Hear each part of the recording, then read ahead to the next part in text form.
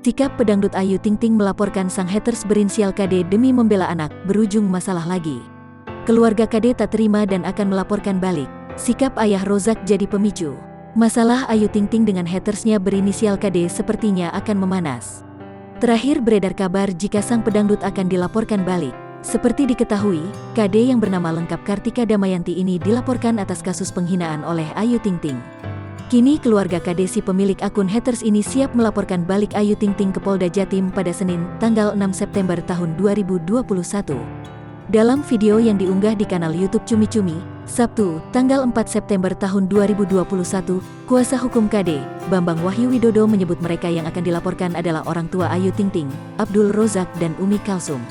Laporan ini terkait dengan kedatangan Abdul Rozak dan Umi Kalsum ke rumah KD di Bojonegoro, Jawa Timur beberapa waktu lalu.